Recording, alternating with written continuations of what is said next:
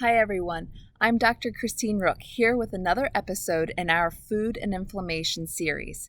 If you haven't seen the first two episodes, you're missing out.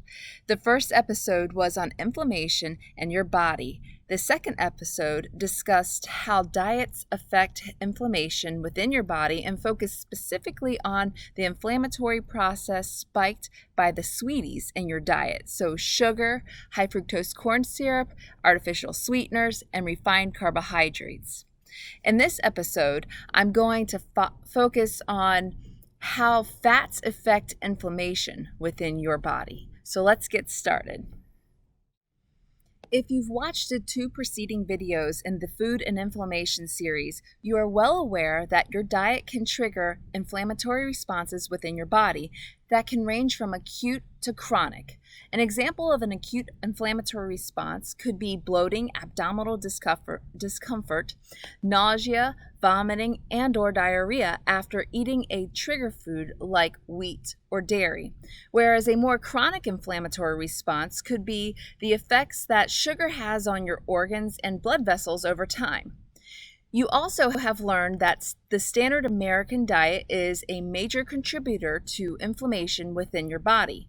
One of the reasons for this is that the standard American diet is high in saturated fats. I know what you're thinking. I thought that we need fats in our diet. So, let's talk about that. It is true that our bodies need fat. Fats are an essential component to your dietary intake and help energize your body, keep your skin and hair healthy, facilitates the absorption of vitamins A, D, E, and K, promotes the brain development, and gives your body the essential fatty acids that it can't produce itself but still needs to survive. Fat is amazing. So, why does it get a bad rep? Well, there are different types of fats: the good fats, the bad fats, and the more moderate fats. Let's start off with the bad fats, the trans fats. This is the worst type of fat. It is created through a process called hydrogenation, where hydrogen is added to vegetable oils, converting healthier fats into solids. You can find these in solid margarines, vegetable shortening, commercially prepared cookies and pastries, and even fast food French fries. If you read partially hydrogenated or hydrogenated oil and an ingredients list of a food, stay away from it. Why are trans fats so bad for you, you ask?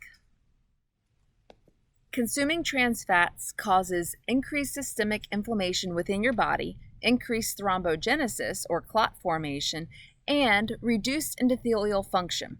Of course, I can't mention reduced endothelial function without describing it.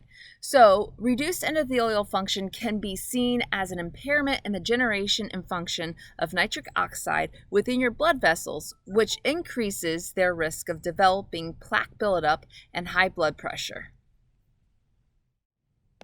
Trans fats increase your LDL cholesterol levels, which you may know as the lousy or bad cholesterol, and decrease your HDL cholesterol, which you may also know as the happy or good cholesterol.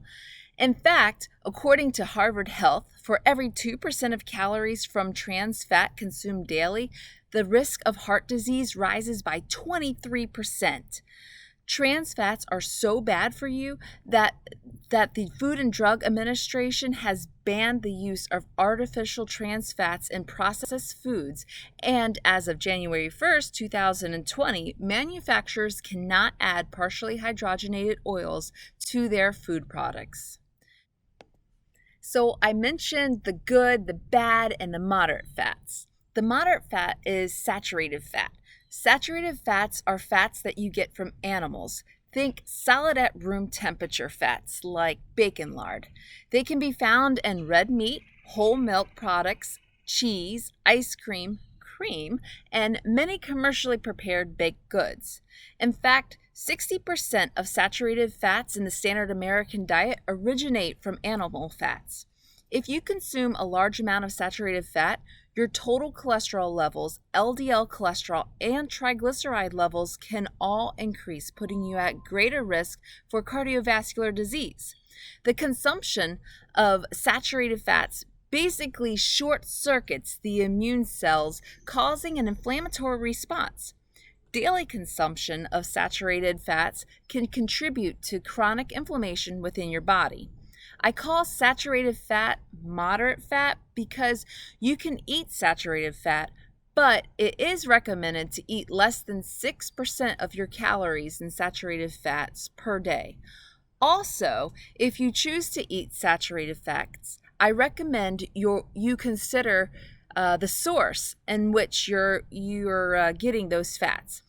Grass-fed animals typically have lower total fat and less of the saturated fats that are considered detrimental to serum cholesterol levels.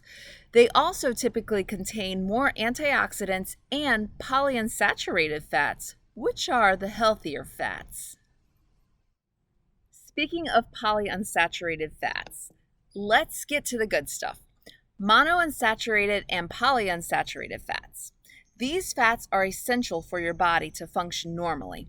They help your body to build cells, line the nerves, move muscles, assist with blood clotting, and, you guessed it, decrease inflammation. These fats also help to reduce LDL cholesterol and triglycerides within your body. Polyunsaturated fats are divided into two types: omega-3 fatty acids and omega-6 fatty acids. Omega-3 fatty acids aid in reducing blood pressure, raising HDL cholesterol, lowering triglycerides, and reducing inflammation. They also help with managing depression, psychosis, and Parkinson's disease. Omega-6 fatty acids are essential to the human body as well. They are mainly used for energy.